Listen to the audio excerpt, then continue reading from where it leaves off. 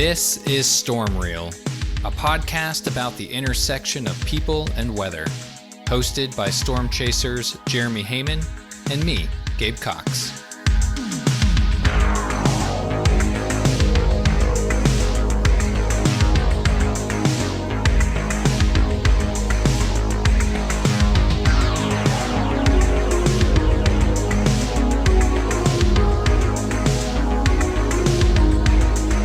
Welcome to StormReel, the podcast about the intersection of people and weather. I'm your host, Jeremy Hamann, joined by my fellow host, Gabe Cox. Hey, Gabe, how you doing, man? I'm doing really well. It's been an interesting week weather-wise. We had some surprise news, so I'm just kind of wrapping my head around all things tornado-related this week. Absolutely. Some huge news in the weather chasing community. It's been 12 and a half years, but the drought is broken. We officially have a new EF5 tornado. Really, really, really wild. Yeah. Pretty crazy. Everyone in the chasing community, the weather community at large is pretty shocked. It's been over a decade. Yeah, really the social crazy. Media weather world was a buzz yesterday morning. I flipped open Twitter and I was like, whoa, what's happening? Absolutely. And I actually, it caught everybody by surprise. I think everybody got a little bit of whiplash from the news because this tornado happened in June 20th, and it's now October as of this record. So it's been several months, and this tornado was initially rated EF3. But they upgraded it to EF5 as of yesterday. Yeah, absolutely. Pretty fascinating Science story. goes on. Yeah, science goes on even in the off season. Assessments are still being made and things being reanalyzed. That's how science works. You keep going back to get the most correct data set, and the Enderlin, North Dakota tornado is now an EF5. Yeah. So it's actually, this one kind of broke the mold a little bit. The National Weather Service and Grand Forks, they kind of went a little bit rogue because it was a non-conventional damage indicator, DIs for short. Our DIs are what they go off of, damage indicators when they're making their analysis of a tornado strength and, seeing how well a house is built and how thoroughly it's destroyed, essentially. So typically you see like a slabbed house where it's just the foundation for an EF5. But this happened in such a sparse area that there were only, I think, two houses that got hit. Unfortunately, there were fatalities along with the damage there. But the analysis was that the houses were not built to withstand strong winds, so they maxed it out at EF3. But it also derailed a train. And this is where it was a non-conventional damage indicator. And they went back and reanalyzed. Aaron Rigsby actually had a lot of his drone footage used, previous guest on the show. His drone footage showed that basically a section of a train got whipped out into a field by this tornado. So several train cars connected to each other got not just derailed, like not just tipped over.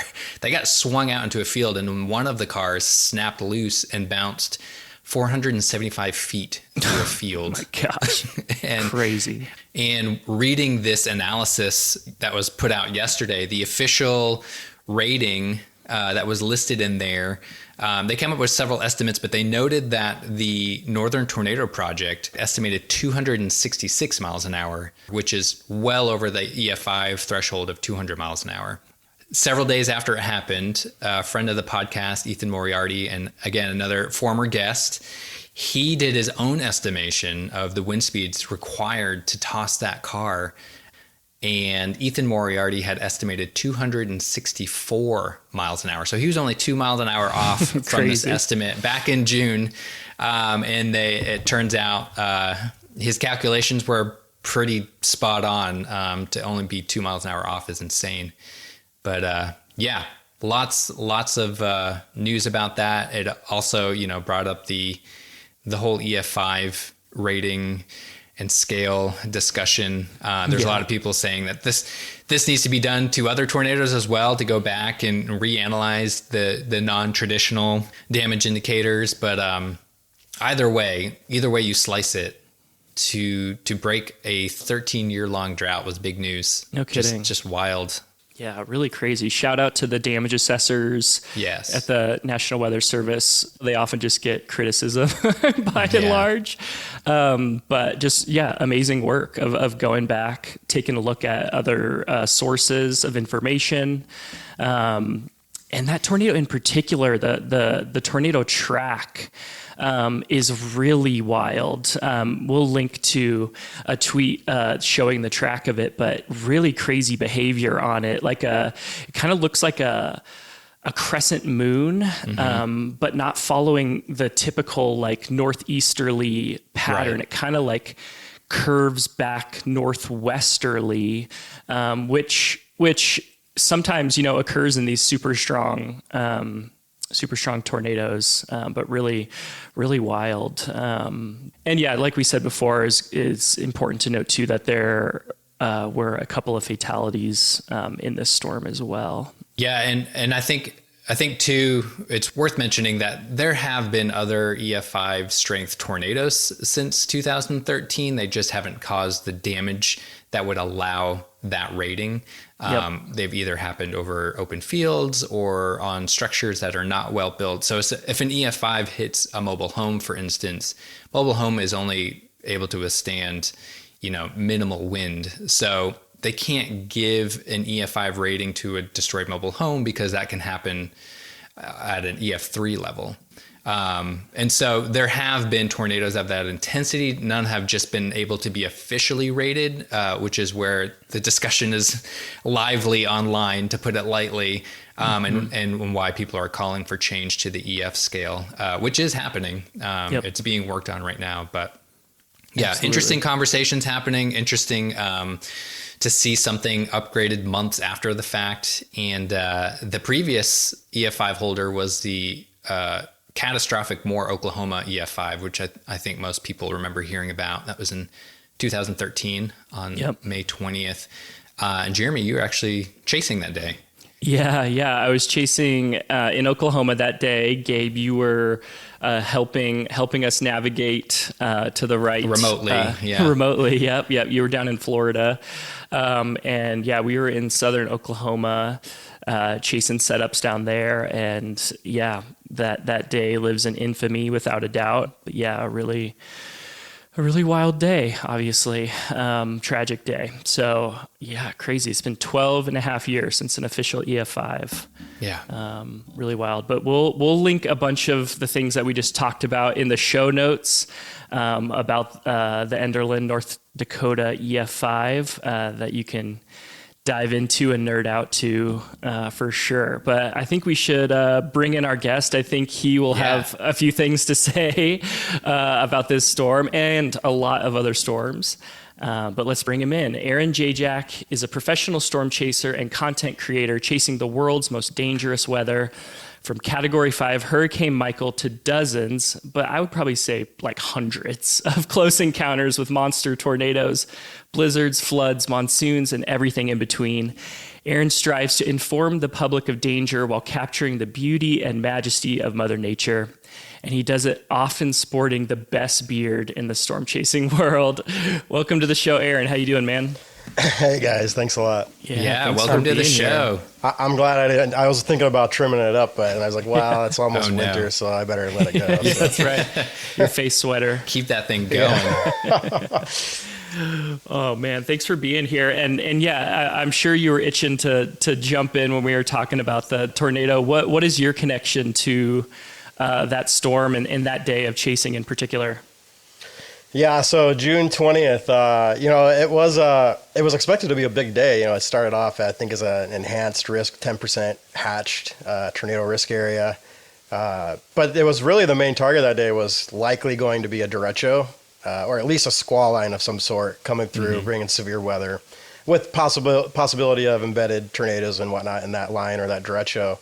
But there was always the chance that we might get some supercells of fire out ahead of that line. So I had stayed the night down in South Dakota. I think the night before, I actually had blew a tire in Nebraska chasing the day before, or making my way north. And so I came up. I was a little late arriving. Not late arriving that day, but I wasn't there the morning of in North Dakota. So I made my way north, and I decided to kind of hedge between the derecho and the possibility of those supercells I might fire out ahead.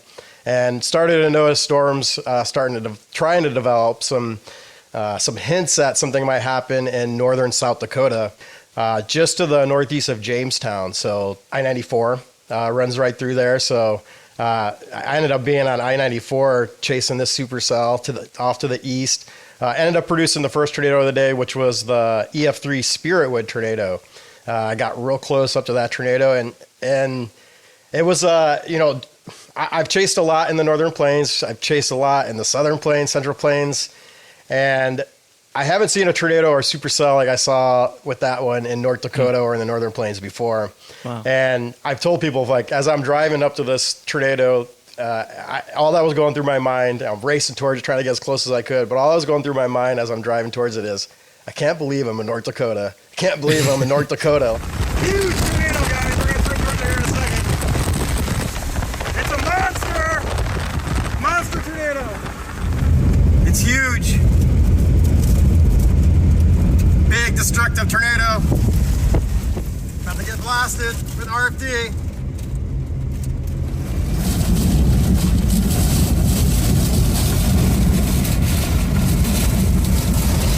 I have to back it up a little.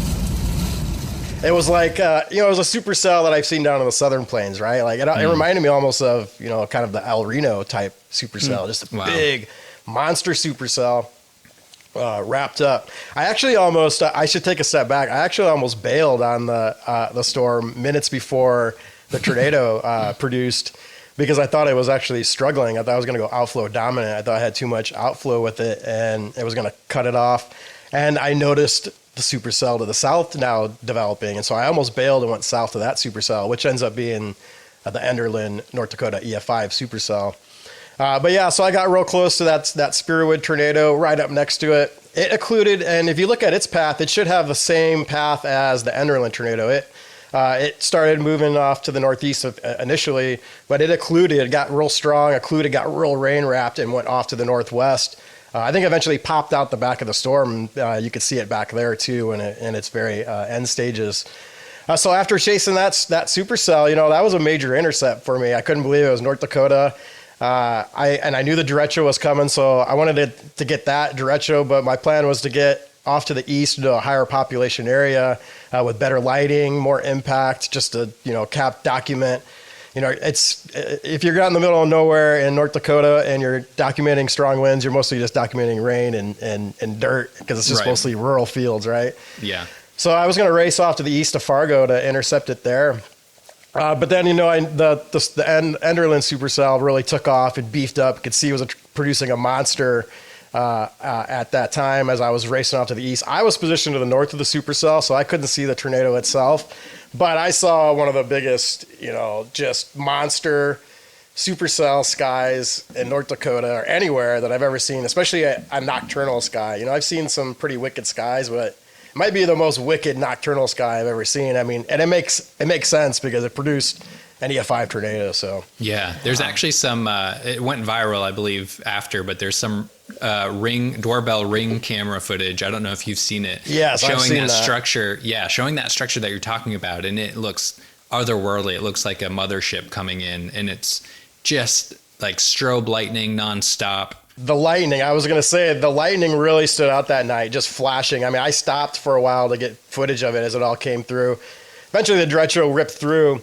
One of the things, I probably would have been south, but I live up here north in Canada, so I kind of was hedging north for the derecho, not expecting this monster EF5. So instead of dropping south, which usually would have been my inclination, like, I would have dropped south, but having already seen a major tornado in the daylight, it was nocturnal, I had to go north. That's kind of why I missed the actual EF5 event and seeing it, but it happens. But and back to what you guys were saying earlier in the intro, that was an EF5, and I missed seeing that one. But I'm pretty certain, pretty confident that's not the only EF5 tornado I documented and saw this year. It just wasn't rated EF5. Right. So Exactly. yeah.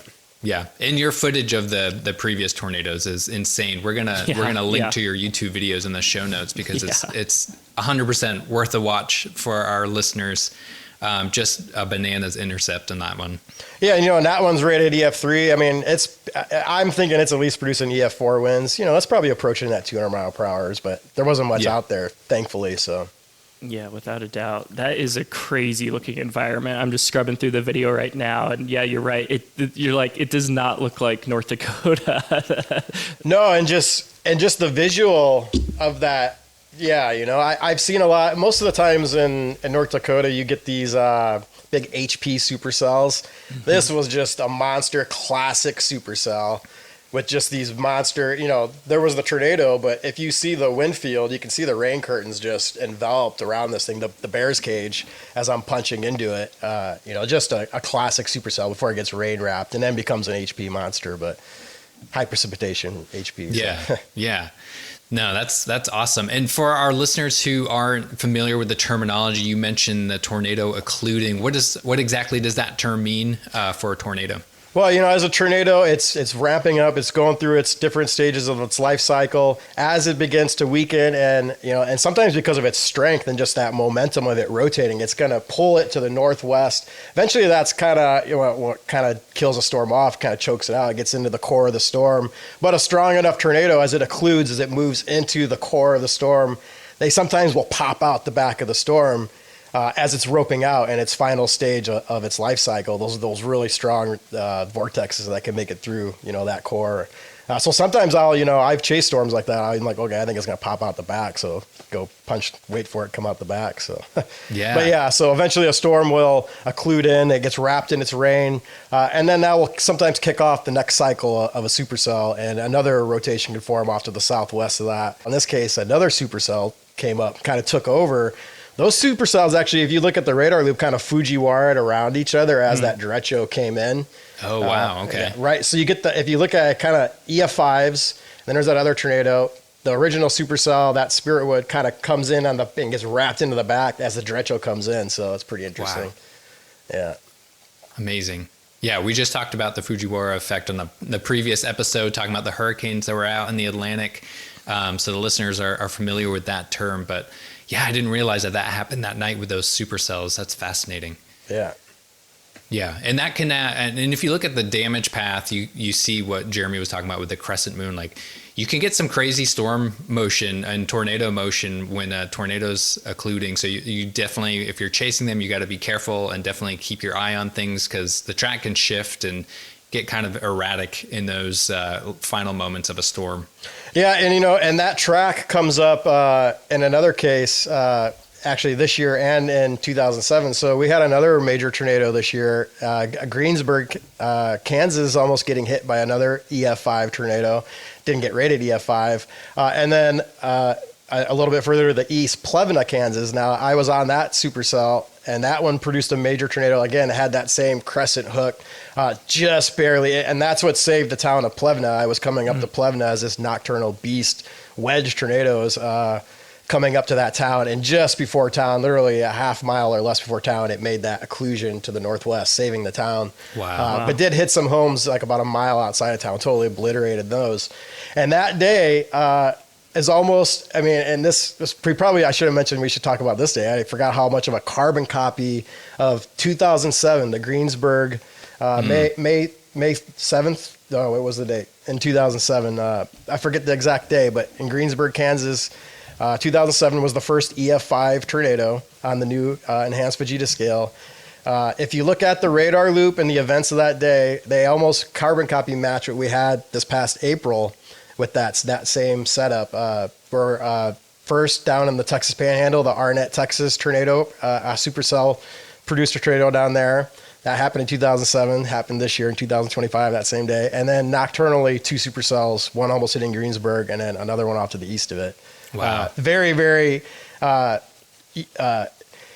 kind of, it kind of shows you how weather can happen in cycles and patterns over a long stretch of time. Because if you look at this June 20th EF5, the last North Dakota F5 was June 20th, 1957. Wow.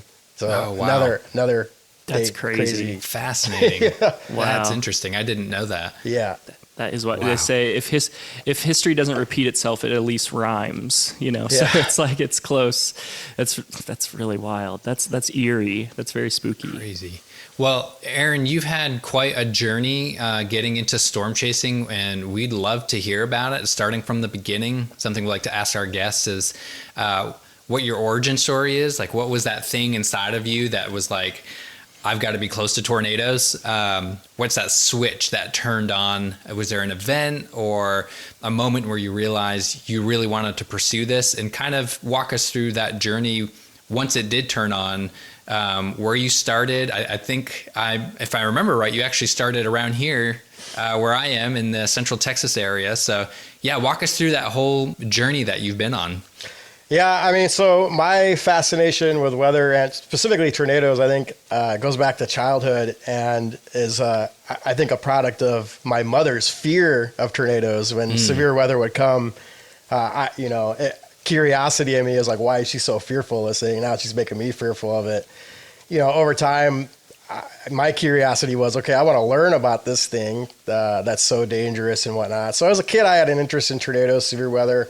I lived in northern Indiana. We didn't really get supercells in northern Indiana very often. Mostly it was getting squall lines, and I'm sure there were supercells, but supercells it's an uncommon event in weather when you look at it at a global scale. Like, there isn't always supercells happening, right? Like, and then tornadoes even more rare, and only a certain percentage. I forget what percentage of supercells it is that produce a tornado. I think it's less than 20%. It's small, yeah. Yeah, so we didn't really get supercells, or at least I don't remember seeing them as a kid until I was in high school. I was working at McDonald's. I was working in the drive-thru, and we had a tornado warning supercell come through. We were in the core. Of course, at that time, I didn't know anything of what was going on. I was just like, "Whoa, this is wild!" Wind and rain and thunder. I'm like, "Holy crap, we might die!" It was crazy, right?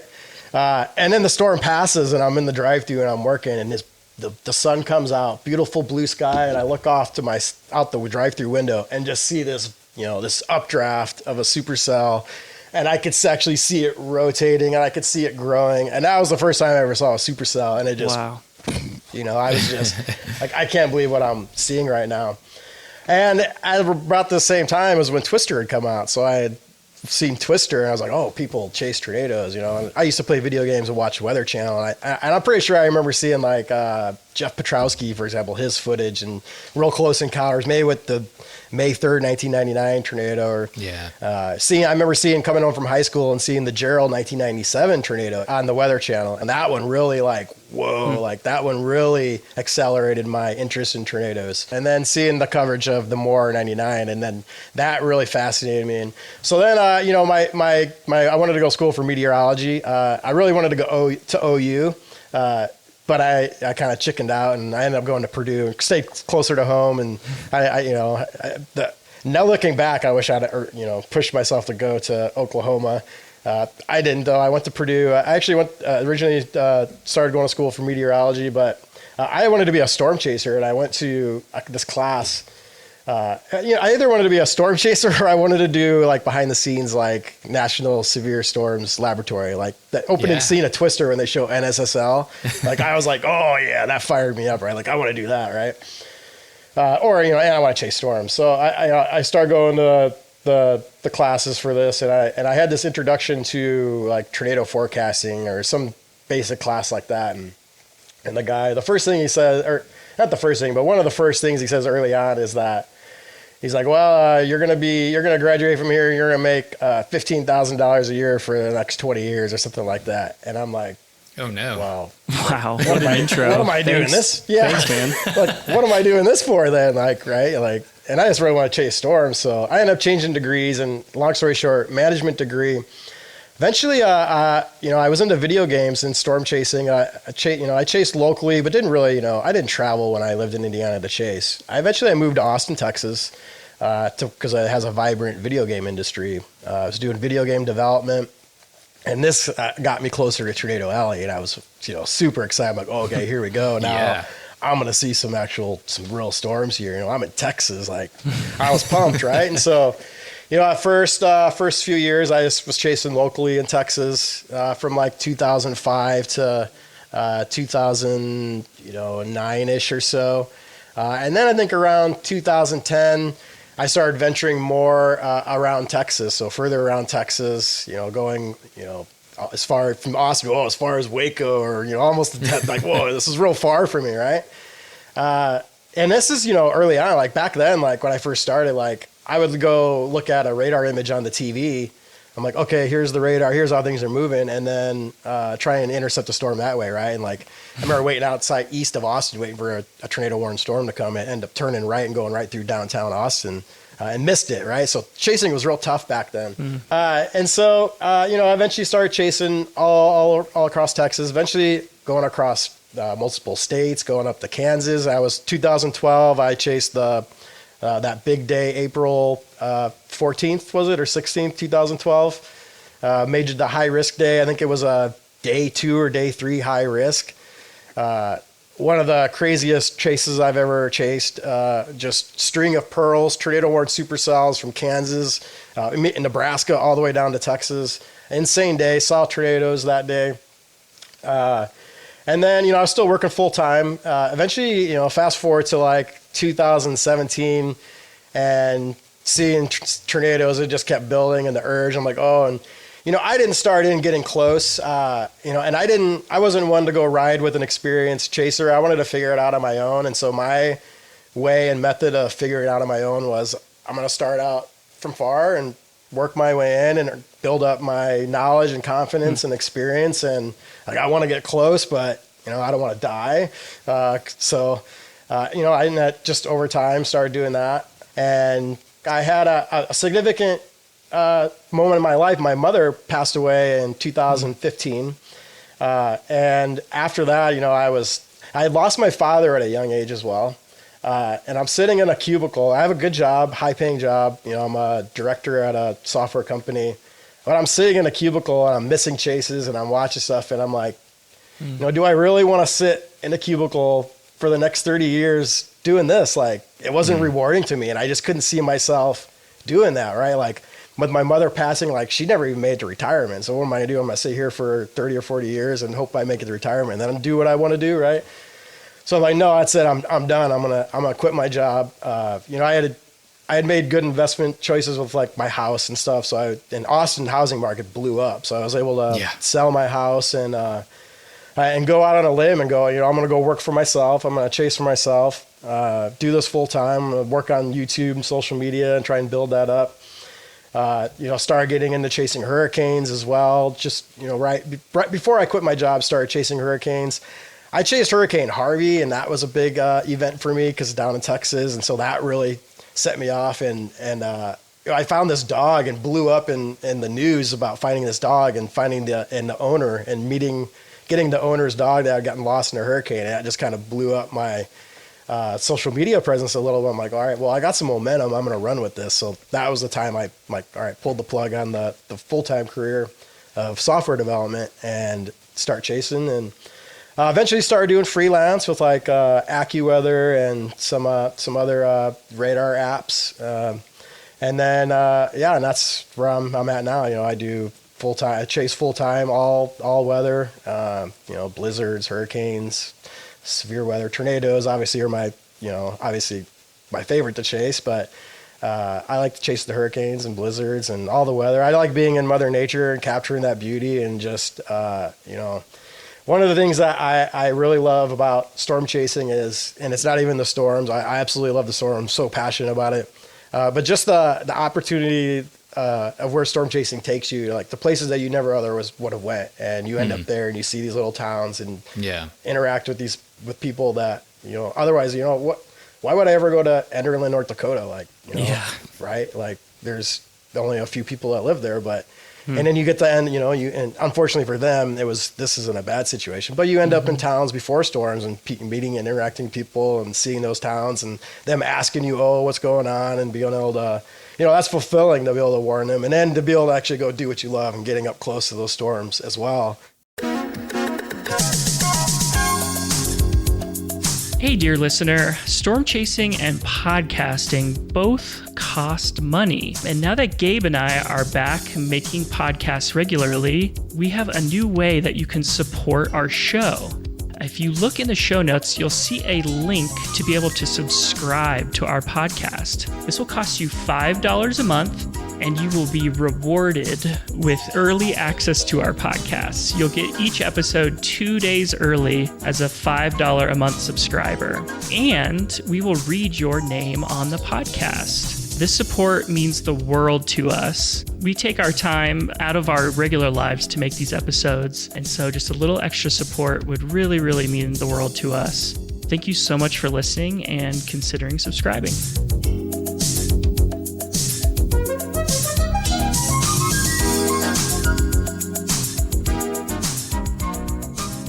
That's great. Thanks for sharing that. And when you initially first took that big leap, quit your job and started out as a full-time storm chaser, what was that like? Just like initially, what did it feel bumpy, or was it like, no, we're doing this. This is perfect for me. This is right on. Like I feel good about this. Like what was that initial starting kind of couple first chase seasons like for you? Yeah, I mean, I wouldn't say it was bumpy. Of course there's a little fear there. Like that's a major step, right? Like you got a comfy job and all that.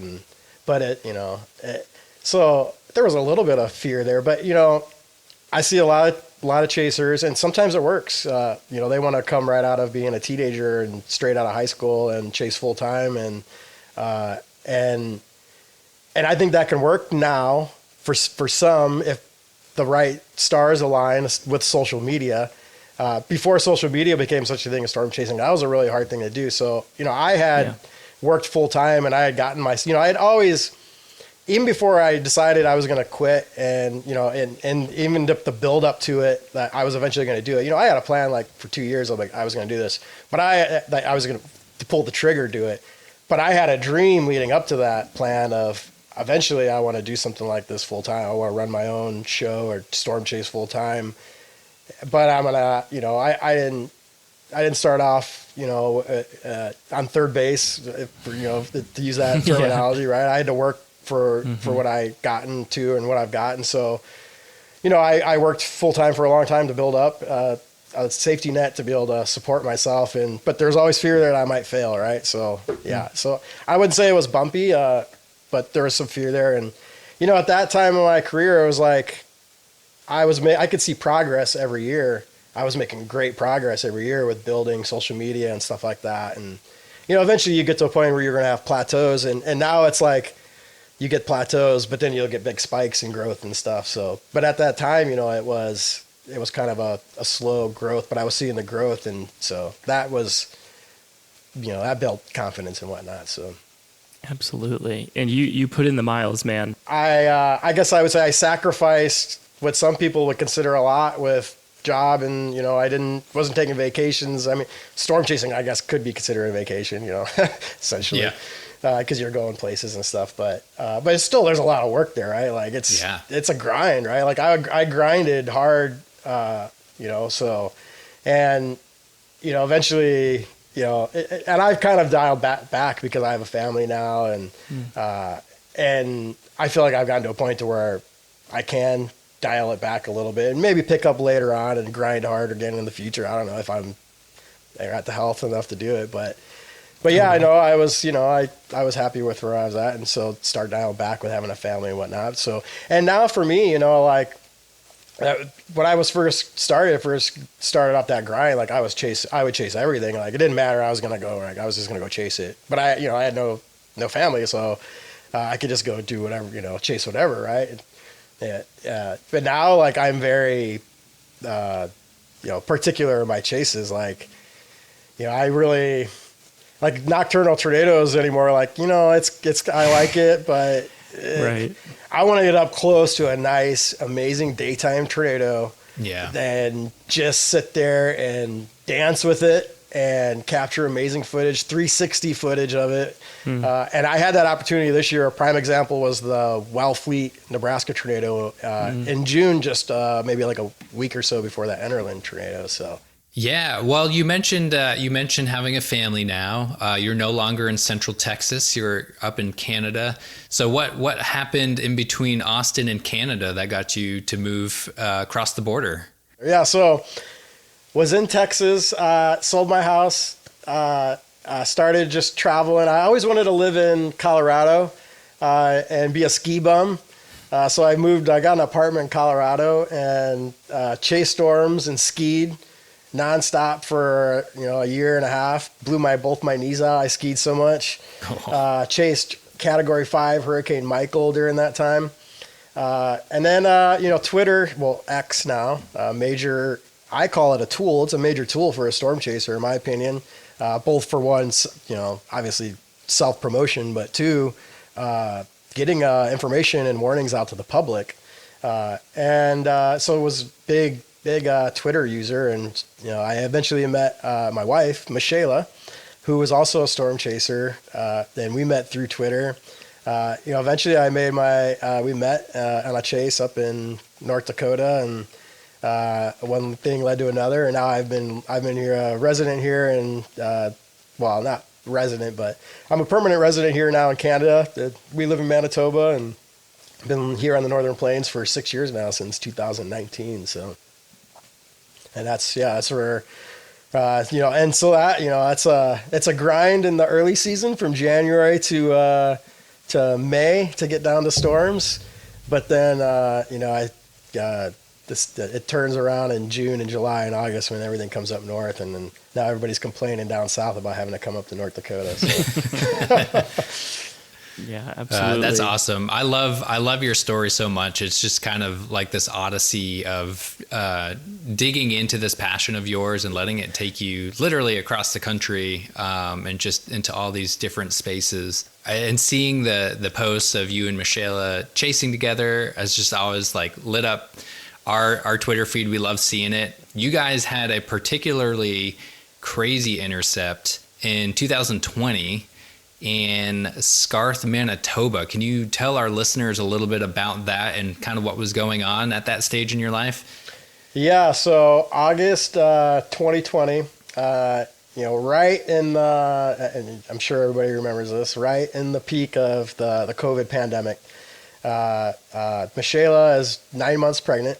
I'd been chasing all through the pandemic even, and having to do quarantines and stuff at home was real pain. Crossing back into Canada, 2 weeks of quarantine. I couldn't leave the house. Finally, the summer arrives. It's August, 9 months pregnant. And actually, the due date's 2 days away, but we have a severe weather setup. And it was kind of I kind of begrudgingly run out. I was like, all right, I guess I should go chase this, because if a storm happens, I'm going to look like a fool sitting at home if I miss it. So I'm like, all right, well, let's go take a drive a little bit off to the west. It's August. The sunflowers are blooming, so it's real pretty. So we found a sunflower field. Got some takeout from a restaurant on the way out there, and sat down. Had a little picnic, watching a little Pacific front, a little dry line almost. Pacific front coming through off to the west, with towers starting to bubble a little bit. And there's also a supercell off to our northwest in Saskatchewan that's about to come into Manitoba. And it starts really, like I said, I was like, well, maybe something will happen. I don't know. It's not really that big of a day. But we go, and I'm watching the supercell, and this thing starts just looking impressive. Like, it's got an anvil on it. I'm like, oh, okay. Like, it's coming into Manitoba. Let's wait and see if I was targeting a little further south. Let's see if these towers that are trying to go up just to our west right here, see if they do anything. Well, they don't do anything. And I'm like, oh crap. Okay. If we got to get to this supercell. Cause at this point it's like really like, I'm like, oh, this thing's going to produce in the next hour. Right. So we're just racing to the north to get up to this thing. And we get up to it. It hasn't produced, comes into Manitoba. We get right in front of it, stop on the side of the road, and watching just this incredible updraft, incredible cut, and No tornado at this time, but it's coming towards us. You can just see the rising motion on the cloud base. I'm telling Michelle, I'm like, oh, this thing's going to produce, right? Flip the 360 camera on. Sure enough, we start seeing little suction vortices coming down. And we're kind of to the north of the storm at that point. We weren't in the rain. It was a low precipitation supercell. There was some rain, but it was way off to the north. So I'm like, okay, let's get a little further south and get in front of this thing. So we work our way south, and we pass this farm. And this thing really just starts ramping up, and trees start getting ripped out, and eventually a condensation funnel comes all the way down. We move a little bit out of the way to let it pass by. Grass is raining down. It hits this farm, crosses the road, and at this point, we didn't know. We knew the farm got hit. We got to go check on people, but at this point, it was just like pure euphoria. I was like, oh, that was the most amazing tornado I've ever seen in my life. Like, holy cow. And we were right there, and it was just, I had seen a lot of tornadoes at that point, but just this occlusion and this cut and the blue sky behind it. This is Storm Chaser Aaron Jayjack, and I'm just south of Vernon, Manitoba, with a big time tornado here. Just crossed the road. Wow. Incredible tornado. Oh my gosh. Stay alert downstream to the northeast. Hit a farm. We're going to go back to the farm to make sure they're okay. As soon as it crosses here, it gets clear of the house. People thought it was a green screen because it looked, you've got good tornado footage when people accuse you of a green screen. This is before AI. Now it would be AI, right? But, right. But yeah, people are like, oh, it's a green screen. And it really looked like the quintessential storm and tornado, and there's sunlight streaming in, like your wide angle 360 footage that shows the structure of the storm and the tornado is just mind blowing. Just textbook, the absolute perfect tornado. Yeah. Yeah, totally. Right. Like my mind I'm just at this point, I can't believe what I've just witnessed. Right. And we come up to the house. Unfortunately, we found a SUV, and they had been flipped over, and there was a guy in the SUV. And then what we didn't know is later on, we called 911 obviously, and power lines are down everywhere, and eventually they come and get him out, and we leave the scene. But we found out that unfortunately there were two teenagers that had got hit by the tornado as well. They had pulled in. So apparently that guy had pulled into that farm, and then the two teenagers pulled in behind him, and then the tornado condensed, hit the farm, and tossed those two kids, and unfortunately they passed away in that tornado. So it was a roller coaster of emotions. Incredible tornado. Then we find out the deaths, and social media is blowing up. News agencies are calling me. This is a Friday night. The next day, Saturday, we wake up, and it's more of just like this whole this craziness going on. Deal with all that. The next day, Sunday morning, I wake up, and Michelle goes into labor. And so Jett, my son, we named him Jett. It's kind of a play on like Jet Stream. Love it. Awesome. He's born 2 days later. I'm in the hospital and holding the newborn, and the TV. We're seeing like actually my interviews on the TV about this tornado. And wow. Yeah, it was probably the two to three craziest days of my life. This isn't talked. I don't ever talk about this, but after he came out of the hospital, like 6 days later, we went to Michelle's parents' house that lived just outside of town, and we're hanging out there. It was the first time we're out of the hospital. And a supercell comes out. There were storms that day. It was a risk day, and we were able to drive like about a mile from the house in long range. We were able to another tornado touched down out there. No way. Yeah. So Jett, within a week, Wow. In the womb, he's major tornado, and then within like a week of his birth, he's intercepted another tornado. So That's amazing. yeah, just a wild. You talked about it. Just a wild roller coaster of emotions over those few days, like the absolute highest of highs and lows. And Michelle actually posted on Twitter some footage. You could see you running off into the field to film, but you can hear her getting emotional because it's just such a breathtaking scene. And I think it's hard for people to understand, like you just get hypnotized by it. And it's just a powerful thing that kind of emotionally sucks you in. Oh yeah. And I wonder if that is potentially what led to some of those two cars getting hit. Like, were they were they chasing, or were they so like, if you're not an experienced tracer and you haven't been around a lot of tornadoes, like, it's hard for you to, understand how fast and which direction a tornado is moving and what it's doing. And I think they, unfortunately, they must have stopped right in the path of it and just didn't know, or maybe they were, and captivated. I mean, I found myself before watching tornadoes and staying too long. A classic one, is you and I were on this storm. It was the Taylor, Texas tornado. Yes. That came out of Round Rock. We both almost got hit. Oh yeah, like I was just sitting there and it was coming right at us for like 15 minutes, right? And I'm just like, oh wow, like I'm just like, and really like I'm looking back at that chase, I was like, I probably should have just moved about 100 yards to the north and I'd have had better footage. Yep. But I was thought like, the same thing. Yeah. But I was like so enthralled. I'm like, oh crap. And then I raced to the south and luckily we both made it out of there, but that was an incredible intercept too. So and that was a very close call. We actually, so you pulled out in front of us and then I was waiting for this other car to go, but they put on the brakes right in front of where we needed to pull out. I'm like, you need to go now. Was that the farmer that came down the road from the west? No, I don't know where he came from. So yeah, there was a vehicle that came in from behind us. After this other car finally went, we raced south and I'm looking out the side window and it's in the field right next to us. And I'm like, oh crap. And fighting the wind, like I had to push on the gas pedal fully to get cut through the wind. And this it was a pickup truck, I believe. Yeah. It seemed like it just drove out of the tornado. It was wrapped in I think it was wrapped in that ghost train. I think he just punched out of that, but yeah, he was even closer than the two of us. Yeah, he got very, very lucky on that one. Yeah. Wow! Holy cow! There's Aaron Jayjack. Here it comes. All right, we're gonna drive south. Film it! Film it! It's right behind us. It's crossing the road behind us.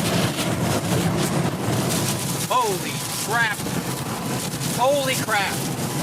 It just crossed the road. I hope that car made it out.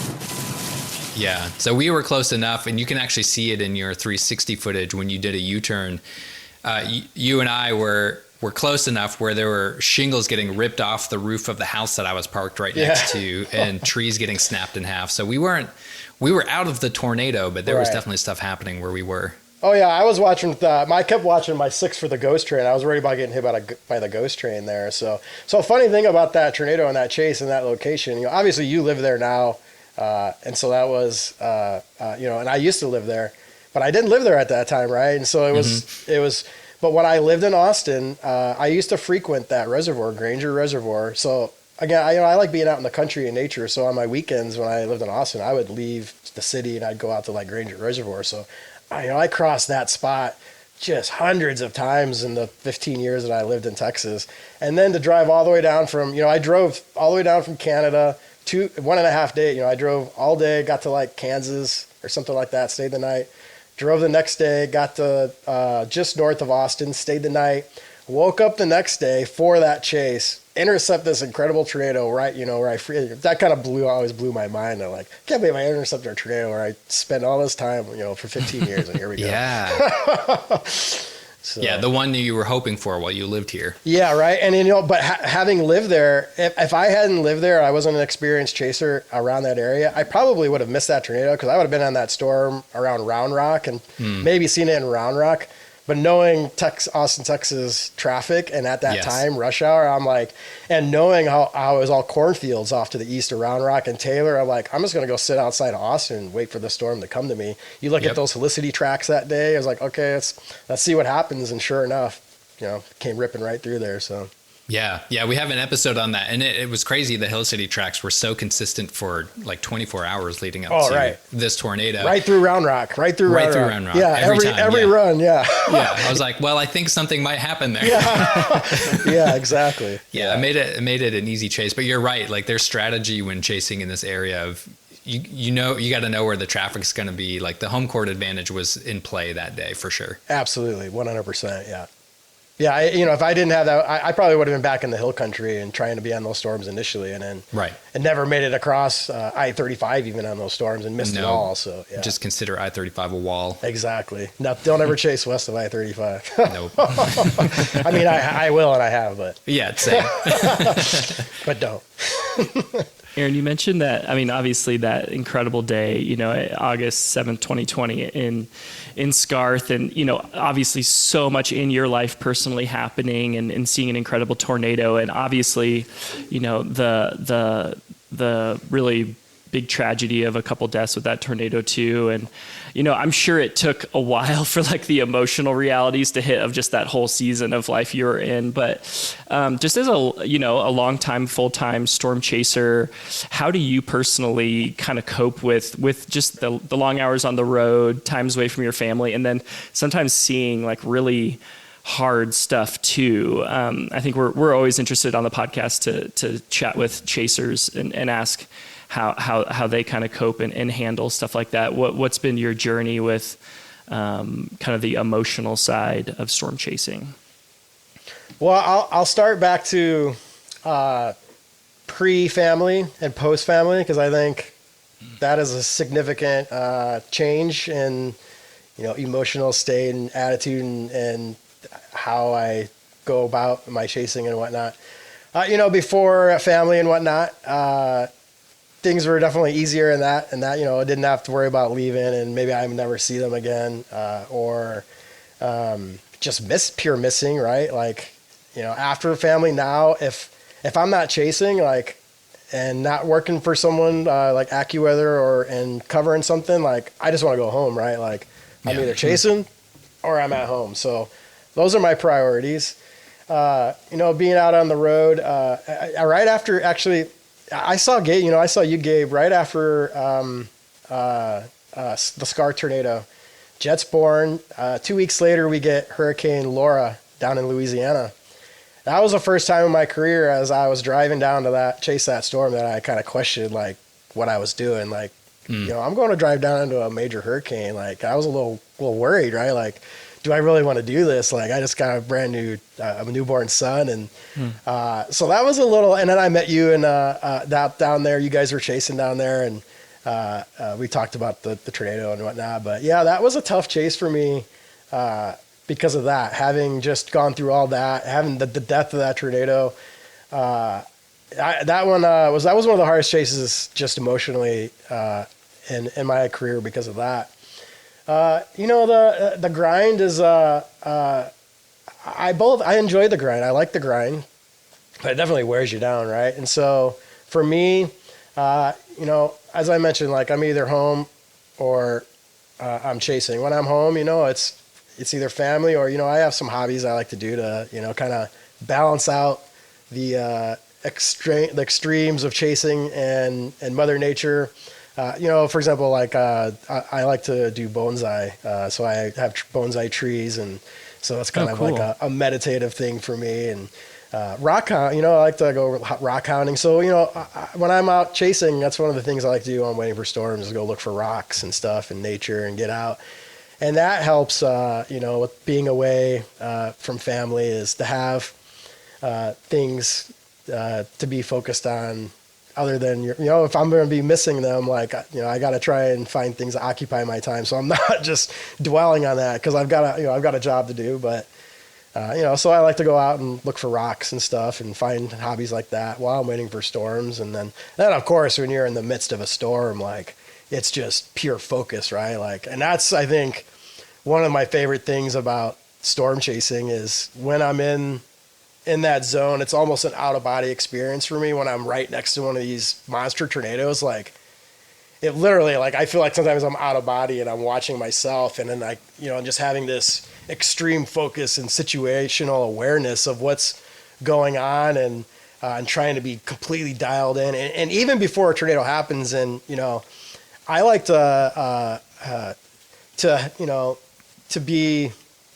deal with the long hours and the grind. Like, I find I'm entertained by chasing not just the storms when they fire, but the setup, right? Like, finding the warm front and kind of following the warm front and kind of just dialing myself to be in tune with Mother Nature. So it's just me and Mother Nature, and just pushing everything else out, and just that extreme focus. So, and then of course I like all the multitasking and all the craziness that goes on with it as well. But it's just how my brain works, I guess. So. But yeah, it's long hours of grind, and but I wouldn't change it for any, I'm so passionate about it. I love doing it so much. And, so. Yeah, that's awesome. I love what you said about just like being in that like flow state, amidst a chase. I think that's what is really attractive to a lot of chasers, and what that feeling that we love is everything kind of quiets down a little bit inside, and you're solely focused on a singular task, and you have to be like, and your body like shifts into a different mode. Just like any sort of like extreme, activity, whether it be like rock climbing or skydiving or storm chasing or skiing, like you said, it's a really lovely feeling, and a feeling that, I chase, and that, a lot of people chase too, is that's primary soul 100% focus. Yeah, it's almost like, I feel like our brains were probably evolved to need that, because now it's so easy, right? You wake up and you make some breakfast, you go to work, and there's not to worry about. Back in the day, you wake up, you got to worry about something killing you when you step out of your cave to go get your food. Yeah. And there's just like, it's just hyper focused. So our brains are kind of evolved. So for me, it's like I need it. Okay. It's therapeutic to me. It's like my brain needs that hyper focus at times. And so I think probably harkens, like I said, back to having to survive on a daily basis. So. Absolutely. Yeah, it's almost meditative, because you're just focusing on one singular thing. There's not the outside thoughts floating around your head. Like, you're just totally zoned in. So it's like extreme meditation in a way. Absolutely, right? Like, you could have the worst day of your life, so much going on, but when you get right up next to a tornado like that, like, you're, at least in those few moments, you're gonna forget all about that probably. So yeah. 100%. Without a doubt. Well, jump back to it just because the footage is so incredible. But your Sandhills chase from this year in Nebraska, near Wallace and Wellfleet, North Platte, and I just want to bring it up because I want to link the video footage in our show notes so that our listeners can go check it out, because it is maybe the most beautiful tornado like I've ever seen. It's so we've talked about so many like picturesque tornadoes just in this podcast episode, but I would just love to hear, because I'm from Nebraska, so always represent Nebraska. The Sandhills, such a beautiful place. But tell us about the Wellfleet Day this season. Yeah, that's funny. So you say beautiful as you're talking about. I had beautiful in my mind, but not just the tornado. To me, it was the most beautiful chase of my career, I would say.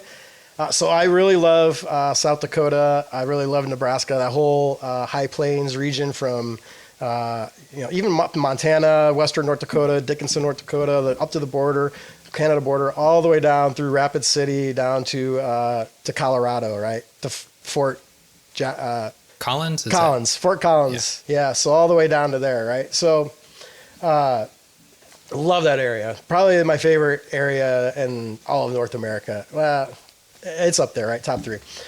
So I was chasing 2 days before that day. I went down. I camped out on BML land, so on a tent, and just beautiful wide open South Dakota prairie. We had a storm come through, shelf cloud, nocturnal storms, lit up my tent. Amazing experience. I wake up, chase some storms that day. The next day, I was like, okay, they were just weak storms, but I was really targeting the days after that. The next day, there was 2 targets that next day. There was a target in Minnesota.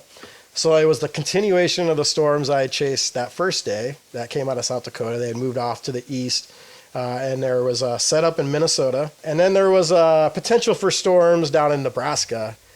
Nothing too big, but man, I'm a high plains guy that loves to chase the high plains in June. And I'm like, okay, am I going to grind 6 hours in Minnesota and chase some grungy crap in the trees? Or am I going to go have a beautiful day in the high plains, chase a storm? Maybe I'll see a tornado, and maybe I'll see my favorite tornado, which is the secondary target tornado that nobody hardly else sees, that there's only a few chasers on because everyone else is sucked away to a primary target, which that day was Minnesota.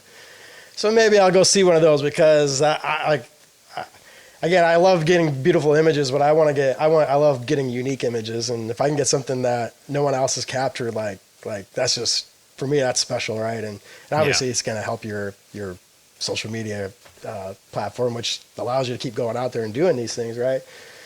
I was in the northern part of Nebraska, and I needed to get southeast of the southern part of Nebraska. So I dropped south.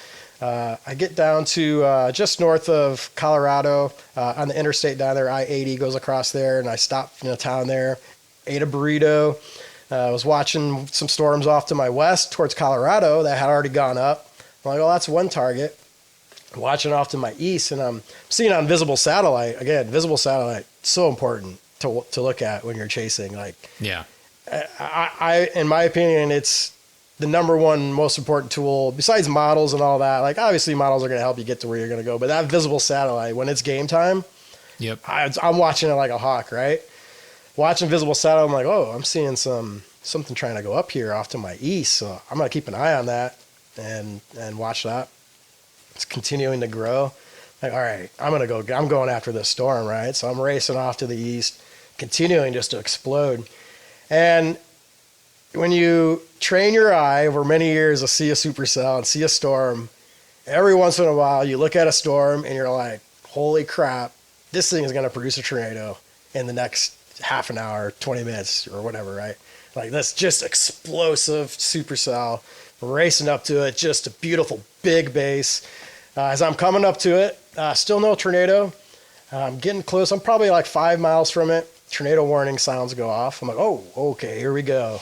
And I'm coming up to it. I'm like, I don't see the tornado, right? All of a sudden, I get like about 3-4 miles away. I see a little needle coming down. So obviously, there must have been a little bit of a ground rotation there and some other chasers there. But I was the only chaser coming in from the west, all alone.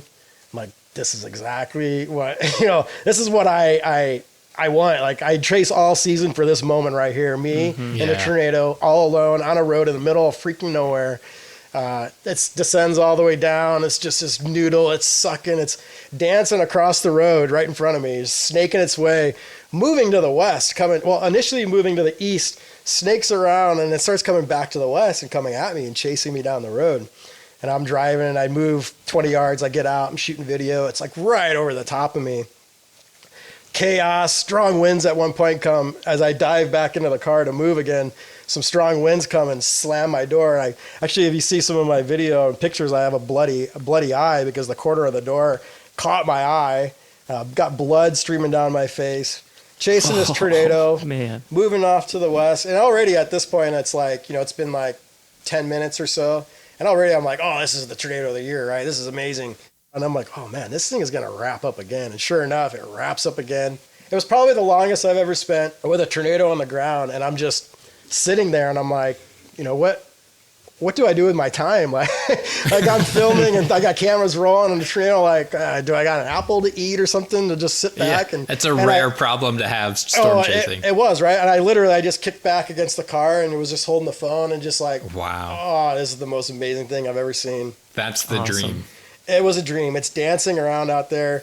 Eventually I realized like, hey, this thing's really beefing up. Like, I need to get closer to it. So I maneuver back to the west, dropping a road to the south. And that's when this storm, I'm very confident it was EF5 at winds at one point, because it's just barrel condensation, stovepipe all the way down, just really cranking out there. Tornado here in Nebraska. Get out of here! Hey, you gotta get out of here! Go! Wow.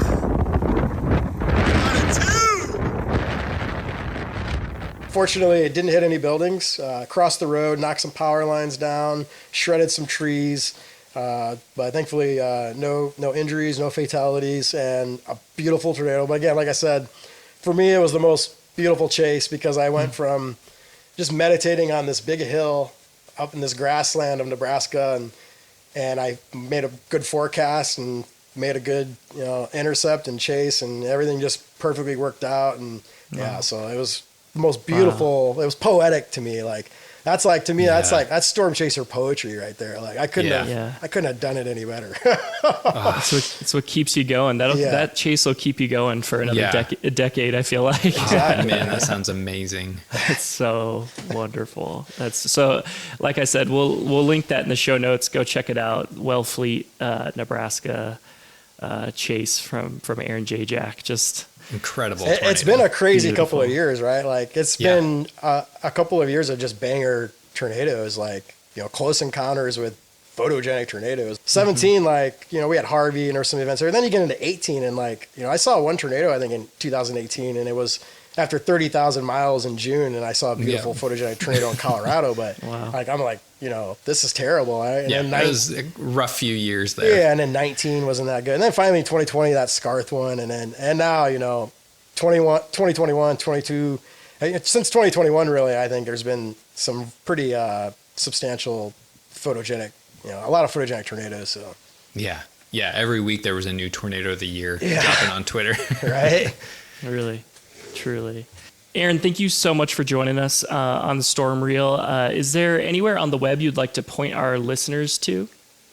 Yeah, so I'm very active on most of the platforms. YouTube, you can definitely find me on YouTube. I've got a YouTube channel there, Jayjack Storm Tracks. You just search Jayjack, you're going to find it, especially if you search Jayjack and Tornado or something like that. It'll pop up. And then, I'm on all the platforms like X, at Aaron Jayjack on X, Instagram, and Facebook. And you probably find me on TikTok, but I don't really use TikTok too much. So kind of, I guess I'm too old for that. So. But yeah, that's where you can find me. And I just want to thank you guys for bringing me on the podcast. It was an amazing experience. I love talking about storms, and I just want people to get out there and chase your passion. And I think that's the most important thing in life, is chasing those passions. So thanks, guys. Yeah, absolutely. Yeah, of course, you, man. Great to catch up. I always love running into you on the road. Yeah, absolutely. You're my favorite guy to run into out there, actually. So, oh man. You're the most genuine person out there, I think, man. I love you. Love you too, man. Yeah. I always love those roadside meetups. They're the best. Yeah. Awesome. Yeah. And we'll post all the videos and links in our show notes that we talked about today.